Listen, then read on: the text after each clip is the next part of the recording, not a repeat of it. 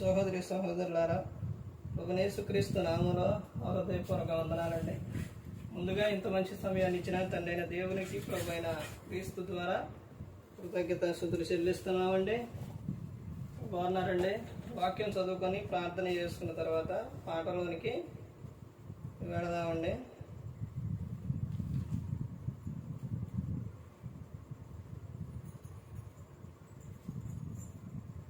మత్తయి గారు రాసిన సువార్త,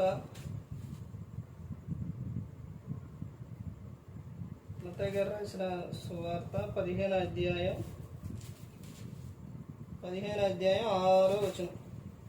మీరు మీ పారంపర్య ఆచార నిమిత్తమే దేవుని వాక్యమును నిరర్ధకము చేయుచున్నారు. ప్రార్థన చేసు. పరలోకమందున మా తండ్రి, పరిశుద్ధ ప్రేమ గల తండ్రి, గొప్ప తండ్రి, యెహోవా తండ్రి, అయ్యా మీ ప్రియ కుమారుడు యేసుక్రీస్తు ప్రభువారి ద్వారా కృతజ్ఞతాస్తుతులు చెల్లిస్తున్నాము నాయన. రాత్రి వేళ కూడికంతట్లో మీరు నడిపించండి. వాక్యం బోధించుండగా ఈ లోక సంబంధమైన జ్ఞానంతో కాకుండా మీ జ్ఞానంతో మాట్లాడే భాగ్యం దయచేస్తారని మా ప్రభు యేసుక్రీస్తు నామములో వేడుకుంటున్నాం తండ్రి. ఆమేన్. ప్రభు యేసుక్రీస్తు నామములో హృదయపూర్వక వందనాలండి. దేవుని కుమారుడు యేసుక్రీస్తు ప్రభువారు లోకానికి వచ్చిన తర్వాత పరలోక రాజ్యం సమీపిస్తుంది కనుక మారు మనసు పొందమని ప్రకటింప మొదలుపెట్టాడు. అంశం, పాఠం పేరు సేవకుని జీవితం ఎలాంటిదో తెలుసా? సేవకుని జీవితం ఎలాంటిదో తెలుసా? ఒక సేవకుడు జీవితం ఎలా ఉంటుందని అంటే పూలబాట లాగా ఉండదు. అందరిలాగా ఎలా ఉంటుంది అని అంటే ముళ్ళబాట అనమాట. ప్రతి ఒక్క దానికి కూడా ఒక సేవకుడు ఈ లోకంలో బ్రతకాలంటే, ఇప్పుడున్న ఈ కాలంలో బ్రతకాలంటే ఏముండాలి?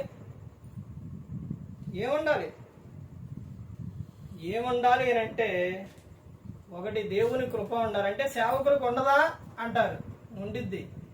రెండోది ఏముండాలంటే డబ్బు ఉండాలి.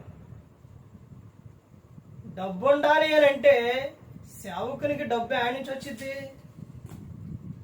సేవకుడికి డబ్బు ఆడించి వచ్చిద్దండి. డబ్బు ఆడించి వచ్చింది. పెద్ద ఉన్నోళ్ళు ఏం చెబుతారంటే, సేవకులు మేమేమో బాగా రోషం గల సేవకులు, బాగా వీళ్ళు ఏం చేస్తుంటారండి అంటే కొంతమంది అని అంటుంటారు. అంటావు ఏదన్నా అంటావు. నేను ఎవరిని విమర్శించట్లేదు, కానీ డబ్బు నీకు, సంఘం నీకు ఎక్కువగా ఉంటే నీకు ఎక్కువ వచ్చింది. ఇంకా కొంతమంది అమెరికా సపోర్టులతో డబ్బు తెచ్చుకుంటారు. ఇంకా కొంతమంది సహాయం చేస్తారు. ఇప్పుడు వాళ్ళు సహాయం చేస్తున్నారు కాబట్టి, నీకు కానుకలు వస్తున్నాయి కాబట్టి, దశంభాగాలు వస్తున్నాయి కాబట్టి మీరు నిలబడి ఏదైనా చెప్తారు. నువ్వు పరిశుద్ధంగా ఉండాలంటో, లేకపోతే నీతిగా ఉండాలంటో, లేకపోతే ఇంకా నువ్వు ఏదైనా చెబుతూ, అది తెలుసా, ఇది తెలుసా, ఇది తెలుసా, అది తెలుసా, అలా ఉండాలి, ఎలా ఉండాలి, ఏదన్నా చెబుతూ మీరు చెప్పేది కరెక్టే, కానీ ఏ సేవకుని విమర్శించట్లేదు, కానీ మీరు చెప్పేది కరెక్టే, కానీ ఒక సేవకుని, చిన్నవాని సేవకుని ఆ జీవితం ఎలా ఉంటుందని అంటే మేము ఆ స్థితిలో నుంచి రాలేదా అంటారు. అందరూ ఆ స్థితిలో నుంచే వచ్చింది. కానీ కొంతమంది వ్యక్తులు ఏమిటి అని అంటే సేవకే సమర్పించుకొని సేవ మీదే బ్రతుకుతూ ఉంటారు. వచ్చిన కానుకలు వాటితోనే బ్రతుకుతుంటారు. కొంతమంది ఏంటనంటే సంఘం ఉండదు. సంఘం అంటే ఎక్కువ మంది ఉండరు. ఒక 3 4, ఒక కుటుంబం 2 కుటుంబాలు ఉంటాయి. వాళ్ళ నుంచి వాళ్ళు ఏమిస్తారు? వాళ్ళలో నుంచి ఏమిస్తారండి వాళ్ళు? కొంతమంది అయితే కూడికలకు వెళ్ళినా, లేకపోతే ప్రార్థనకి వెళ్ళినా, ఆదివారం కొన్ని చోట కానుకే పెట్టరు. ఇప్పుడు ఖర్చు ఇక దాని మీదే ఉండాలంటే, దాని మీదే బ్రతకాలంటే మరి ఇక కానుకలు వచ్చేది లేదు. మరి ఇంకెలా బ్రతుకుతురు సేవకుడు? ఆ కుటుంబం పరిస్థితి ఏంటి? ఇప్పుడు లక్షలో కోట్లు వచ్చే సేవకులు ఈ చిన్నవాళ్ళకి ఏమైనా సహాయం చేస్తారంటే చేయరు. అంటే కొంతమంది చేస్తున్నారేమోనండి. మరి ఇప్పుడు చిన్న సేవకుడు బ్రతకాలంటే వీళ్ళు ఏం చేయాలి? ఏదో వృత్తి చేయాలి, ఏదో పని చేయాలి. ఇప్పుడు ఆ పనుల విషయాల్లోని ఒక వ్యాపారం చేస్తుండ అనుకోండి సేవకుడు. ఆ సేవకుడు వ్యాపారం చేస్తుంటే అందులోని తీసుకున్న వాళ్ళు ఇస్తారా? తొందరగా ఇస్తారా? ఎవరు? మరి ఈ సేవకుడు ఎలా అడగాలి? గట్టిగా మాట్లాడితేనేమో ఏమంటారు? కోపం అంటారు. అడగకపోతేనో ఎవరు? అసలు ప్రార్థన చేస్తుండనంటే, క్రీస్తుని నమ్ముకున్నారంటే, ఒక సేవకుడు అని అంటే దేవుని సేవ చేస్తుండంటే పిల్లల కానించి పెద్దోళ్ళు, వృద్ధులు అందరూ ఎలా తీసుకుంటారండి? సేవకుడు కోపడడం, మనం అడిగిందల్లా ఇస్తారు, అడిగిందల్లా చేస్తారు అని వాళ్ళ దృష్టిలో చిన్న వయసులో నుంచి చిన్న మాటలు వచ్చే పిల్లల కానించి మనసులో పడిపోయింది. ఇప్పుడు వ్యాపారం ఎలా చేయగలుగుతారు? గట్టిగా మాట్లాడితే ఏమంటారు? కోపం అంటారు. ఎలా బ్రతుకుతురు? సరే, ఇప్పుడు వ్యాపారం అయిపోయింది, కొంతమంది పనికి వెళ్తారు. ఇప్పుడు పనికి వెళ్ళిండు అనుకోండి, అవిశ్వాసులతో పాటు పనికి వెళ్ళిండు అనుకోండి. ఒక ఇద్దరు అవిశ్వాసులు, ఈ సేవకుడు ముగ్గురు కలిసి వెళ్ళారు. ఆడికి వెళ్ళిన తర్వాత రైతు వచ్చినా లేదా ఇంకొక వ్యక్తి వచ్చినా అక్కడికి అవిశ్వాసులుగా ఉన్న వారు ఏం మాట్లాడుకుంటారు? ఏం మాట్లాడతారు? లోక సంబంధంగా మాట్లాడతారు.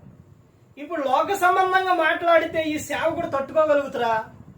వినగలుగుతారా? ఏం నిద్రలు పోతున్నారు?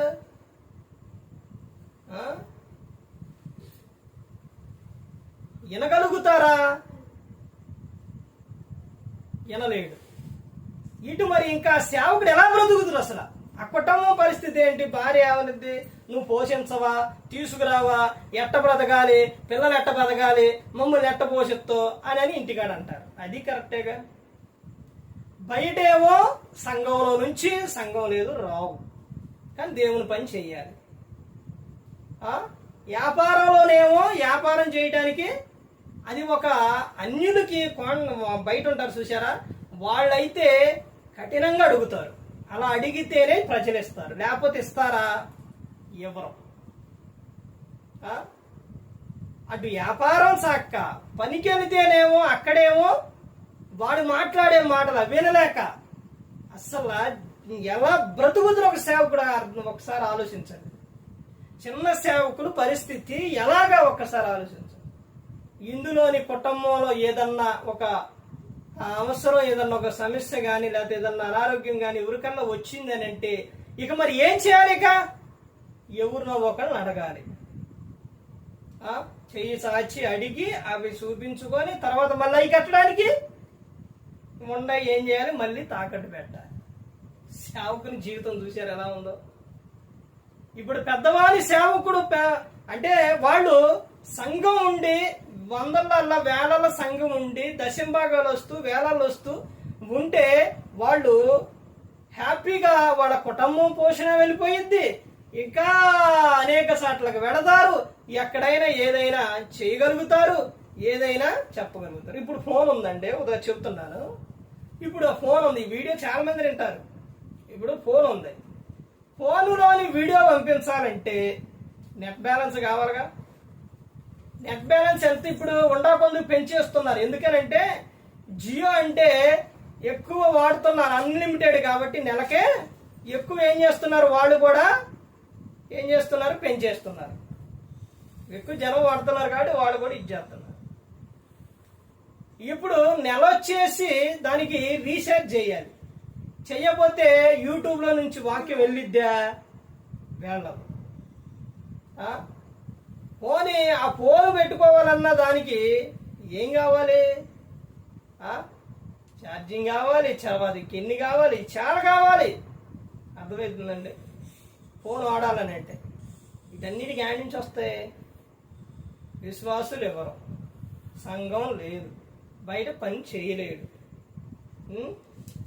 చేయగలిగి ఉన్నా చూడండి పరిస్థితి ఎలా ఉందో సేవకుని జీవితం అంటే. అందులో మళ్ళీ ఇంకేం వస్తాయో తెలుసండి, ఇంకొక అసలు విషయం ఉంది. ఇది ఒకటే 2 ఉంది. ఏంటో తెలుసండి, చిన్న సేవకుడు చెబితే వినరు. ఇదే ఇప్పుడు పెద్దోళ్ళు ఎవరన్నా సూట్ వేసుకొని కారు వేసుకొని వస్తే మీకు నిద్రలు వస్తాయా? నిద్రపోతారా? పోరు. అదే చిన్న సేవకుడు చెబితే ఏం చేస్తారు? నిద్ర వస్తాయి, ఆవిలెంతలు వస్తాయి, అసలు వినబుద్దే కాదు.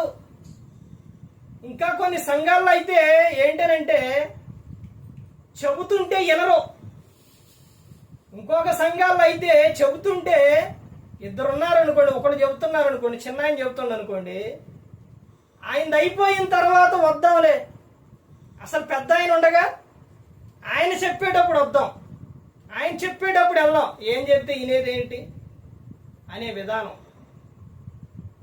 నా గురించి ఒక్కడి గురించి అనుకోమాకండి, ఇలా చెబుతుండంటే నా ఒక్కడి గురించి అనుకోమాకండి. ఈ ప్రపంచంలో ఉన్న చిన్న సేవకులు అందరికీ జరిగేది ఇదే విషయం. అర్థమవుతుందండి. వాడు చెబుతుంటే వినరు. మళ్ళీ దానికి పైగా ఇంకో విషయం ఏంటనంటే, ఈ చిన్న సేవకుడు చిన్న ఆయన చర్చిలో కనుక కొంచెం సౌండ్ పెట్టిండు అనుకోండి, అంటే మైకు పెట్టిండు అనుకోండి, ఏమంటారు? ఏ సౌండ్ ఇది? తగ్గిండి. ఏ సౌండ్? మేము ఉండే పని లేదా? నిద్రపోయే పని లేదా? తగ్గిండి. అదే సూట్ వేసుకొని కోట్ వేసుకొని తన కారు వేసుకొని చక్కగా వస్తే నువ్వు ఆ మాట అంటవా? తగ్గిమంటావు అసలు నువ్వు? ఒక సేవకుడు చెబితేనేమో ఇంట్రెస్ట్గా వింటావు, సేవకుడు సౌండ్ పెట్టినా తగ్గిమని కూడా అనవు. అదే చిన్న సేవకుడు చిన్న ఆయన ఏది చేసినా కానీ ప్రజల్లో ఎలా ఉంటుంది? ప్రతి ఒక్కటి తప్పే. మాట మాట్లాడినా తప్పే, మైకు పెట్టినా తప్పే. అంటే తప్పులు పట్టడం అంటే చెప్పనీయరు, ఏది చెప్పనీయరు, ఏమి చేయనీయరు. ఇప్పుడు కారులో వెళ్ళి సువార్త చెప్పడానికి వెళ్తే ఏం చేస్తారు? చేతులు కట్టుకొని చెప్పుకున్నాయి అంటారు. అదే నువ్వు సైకిల్ మీదో నడిచో లేదా బండి మీద వెళ్ళి చెబితే మాకెందుకు, మాకొద్దు. ఎవరు చెప్పమన్నారు నిన్ను? ఎవరు ఇమ్మన్నారు నిన్ను? ఎన్ని ప్రశ్నలు అనుకున్నారు?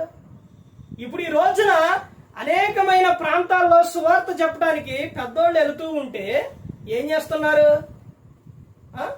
వాళ్ళ బైబుల్ పుస్తకాలు బ్యాగ్ అని ఇసిరేయటం, నువ్వెందుకు వచ్చినవి ఇక్కడికి, ఎందుకు చెబుతున్నావు అంటాం. మరి వాళ్ళు సూట్లు కోట్లు వేసుకొని చెబుతున్నారు, మీటింగ్ పెడతారు, అక్కడికి వెళ్ళి నువ్వు ఆటంకపరుస్తావా? లేకపోతే వాళ్ళే వచ్చి కానీ చెప్తుంటే నువ్వు వాళ్ళ ఆటంకపరుస్తావా? చెయ్యవు. అంటే ఇదంతా ఏంటనంటే మనిషి వ్యక్తిని బట్టి చేయటం అన్నమాట. అందుకనే నువ్వు అప్పు చేసినా లేకపోతే ఏది చేసినా ఎలాగైనా దేవుని సేవ అంటే అపోస్తల కార్యాలు 3వ అధ్యాయంలో పేతురు యాహాను శృంగారం అనే దేవాలయానికి వెళ్ళేటప్పుడు అక్కడ భిక్షకుడు ఏమడుగుతారు? భిక్షం అడుగుతారు. ఎవరిని చూసి? సేవకులను చూసి. అంటే వాళ్ళు ఏ విధంగా ఉండుంటారు? ఎంత దర్జాగా ఉండుంటారు? అలా భిక్షం అడిగిందంటే వాడు కూడా చినిగిపోయిన బట్టలు మురికి బట్టలు వేసుకొని ఉంటే ఆ భిక్షకుడు అడుగుతురా? అడగడండి. వాళ్ళు ఏ విధంగా ఉంటే అడిగారు ఒక్కసారి ఆలోచించండి. అందుకని ఈ రోజున సేవకులు కూడా ఎలా ఉంటారంటే షూట్ వేసుకొని దర్జాగా ఉంటారు. వాళ్ళకి లోపల చెమట పోయొచ్చు, లేకపోతే చికాకు పుట్టవచ్చు, ఏదైనా కానీ కనపడే వాళ్ళకి ఏం కనపడాలి? నీట్గా కనపడాలి. మరి చిన్నవాడు ఆ విధంగా ఉండటానికి ఎలా ఉంటారు చెప్పండి? తినటానికే లేదు. అంటే తినటానికంటే ఏ రోజు ఆ రోజు తెచ్చుకోవటం. అంటే మేము కూడా అదే స్థితిలో నుంచి వచ్చామండి అని అంటారు. మీరు ఆ స్థితిలో నుంచే వచ్చారు సేవకులు. చిన్నవాళ్ళ నుంచే మీరు ఇప్పుడు పెద్దవాళ్ళు అయ్యారు.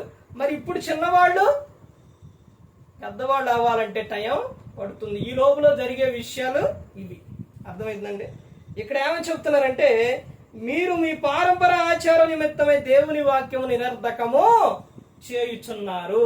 ఈ గన చేసేటప్పుడు గన ఏంటయ్యా ఇదంటే అసలు ఊకుంటారా? లేకపోతే మా ఇష్టం అంటారు. అసలు ఊకోరు, వినరు చాలా మంది. అర్థమైందండి? నువ్వు ఎన్ని సంవత్సరాలైనా వాక్యం చెప్పు, మా ఆచారాలు మావే, మా పద్ధతులు మావే, మా విధానం మాదే. ఏవండి అసలు చూడండి ఏ విధంగా ఉంటుందో. సేవకుడు అంటే సేవకుని దగ్గర ఏదైనా తీసుకున్నా కానీ ఒకవేళ అయ్యా మాకు అసలు సేవకుని డబ్బులు అడగకూడదు, తెలుసండి. వీళ్ళు చాలా మంది చేసేది ఇదే, సేవకుడి దగ్గర అసలు డబ్బులు అడగరు. కానీ మనిషి ఏం చేస్తుండో ఎట్ట మారిపోయారంటే అట్ట మారిపోయారు. సేవకునికి ఇచ్చి అయ్యా నీ కుటుంబ పోషణ కొరకు అయ్యా సేవ నిమిత్తం ఇదిగా అయ్యా వాడని ఇచ్చే వాళ్ళు ఉంటారు. కానీ సేవకుని దగ్గరే తీసుకొని ఆ సేవకునికి ఇద్దాంలే ఎప్పుడు అడగడుగా, కోపడడుగా, ఏమనడుగా. చూడండి ఏ విధంగా ఉందో. ఒక సేవకుని జీవితం ఈ లోకంలో ఎలాంటిదేనంటే, ఎలాంటి జీవితం అనంటే దేవునికి తెలుసండి, సమస్తం తెలుసు. ఆయన సేవకులు పంపుతూ మత్తయి సువార్త 10వ అధ్యాయంలో ఎన్ని జాగ్రత్తలు చెబుతారో తెలుసండి. చాలా జాగ్రత్త చెబుతారు. మనుషులు ఎలాంటి వారు తెలుసండి? భయంకరమైన వ్యక్తులు. యాడికి పంపిస్తానంట? 16వ వచనంలో ఉండేది. యాడికి పంపిస్తాడు? మిమ్మల్ని యాడికి పంపిస్తున్నా తెలుసా? గొర్రెలలో తోడేళ్ల మధ్యకు పంపించినట్టు మిమ్మల్ని పంపిస్తాను నాయన, వెళ్తున్నారు మీరు జాగ్రత్తగా ఉండాలి అని చెబుతారు యేసుక్రీస్తు ప్రభువు. చాలా జాగ్రత్తగా ఉండాలంట. మరి ఈ లోకంలో సేవకుని జీవితం అంటే ఎలాంటిదో తెలుసండి. ఒక చిన్న విషయం, ఒక మాట, ఏదన్నా పిల్లల్ని ఎందుకు ఇట్టుంటున్నారని గద్దిస్తే పెద్దల కోపం, లేకపోతే మీ ప్రవర్తన సరిగా లేదమ్మా, సరిగా లేదయ్యా, మీరు ఎలా ఉండాలంటే అప్పుడు నాకు వందనాలు చెప్పిన వాళ్ళు మళ్ళీ వందనాలు కూడా చెప్పలేక, వందనాలు కావాలని నేను అనట్లేదు, అప్పుడు దాకా చెప్పినాడు, అప్పుడు తర్వాత నుంచి ఎందుకు చెప్పట్లేదండి అంటే మేము చేసేదానికి నువ్వేం చేస్తావు? గద్దెస్తావా, చెబుతావా? అసలు నీకు నేను వందనాలు ఎందుకు చెప్పాలి? నీకెళ్ళి ఎందుకు రావాలి? అసలు మీకెందుకు ఎదురుపడాలి? మీకు వందనాలు ఎందుకు చెప్పాలి అనే విధానం మనిషి ఎలా మారిపోయిందో చూడండి. సేవకుని ప్రశ్నించటం, సేవకుడికి ఎదురు తిరగటం. సేవకుని జీవితం అంటే ఏ విధంగా ఉంటుందని అంటే, ఇంటిలో ఉన్న భార్య మాట వినదు, పిల్లల మాట వినరు. ఇక తల్లిదండ్రులు అంటే వాళ్ళకి పిల్లలు ఏ వయసుకు వచ్చినా ఇక వాళ్ళకి సేవకుడైనా పని చేసినా చెయ్యకపోయినా ఇక లేకపోతే ఏదైనా పిల్లలకి తల్లిదండ్రులకి ఏంటి ఎప్పుడు వాళ్ళు పిల్లలకే ఉంటారు. కాబట్టి వాళ్ళు మాత్రం ఏదన్నా అనారంటే ఏదన్నంటే ఏమైపోతారో, నా కొడుకు నా కుమార్తె ఏమైపోతారనే వాళ్ళు భయం ఉండేది. కానీ మిగతా వాడు మాత్రం ఇంట్లోనైనా బయటైనా ఎక్కడైనా సేవకుని జీవితం అండి అంతా సులకనే. అర్థమైందండి? యేసుక్రీస్తు ప్రభుని ఎవరైనా గౌరవించారా? సొంతూరులో ఎవరన్నా ఇచ్చేసారా? మాట విన్నారా? వినరు. అర్థమైందండి? ఎందుకు వినరు? ఎందుకు వినరండి? ఎందుకు గౌరవించట్లేదు? ఆయన చెప్పేది మీరు ఈ విధంగా మీరు నీతిగా ఉండాలి, పరిశుద్ధంగా ఉండాలి, మీరు ఇలా కలిగి ఉండాలి అని గద్దించి చెబితే వింటారా? అసలు తర్వాత వాళ్ళు చెబితే గౌరవిస్తారా? వాళ్ళు ఏం చేసినా చూసుకుంటూ మాత్రం ఉంటే, వాళ్ళు గద్దించకుండా వాళ్ళు ఏ తప్పు చేసినా, ఏదైనా అరిసినా, తిరిగినా, ఎట్టున్నా కానీ ఏం చెప్పకుండా ఉంటే అబ్బా అయ్యగారు మంచివాడు, చాలా మంచివాడు అంటారు. యేసుక్రీస్తు ప్రభు ఆ టైపు కాదండి. ఆయన ఏం చేసేవాళ్ళు? గద్దించేవాడు, హెచ్చరించేవాళ్ళు యేసుక్రీస్తు ప్రభు. అర్థమైందండి? అందుకని ప్రతి ఒక్కరు గమనించుకోవాలి. ఏ ఒక్కరు కూడా నశించే నరకానికి వెళ్ళిపోకూడదని యేసుక్రీస్తు ప్రభు ఈ లోకానికి వచ్చి మనందరి కోసం సిలువలో తన ప్రాణాన్ని పెట్టి వెళ్ళాలి. మరి ఈ విధంగా నిలబెట్టి మాట్లాడించిన తండ్రి దేవునికి కృతజ్ఞతాస్తుతులు చెల్లిస్తూ, ఇంతవరకు శ్రద్ధగా ఉన్న మీకు ప్రభు పేరున హృదయపూర్వకంగా చెల్లిస్తూ మాటలు ముగిస్తాను. అందరికీ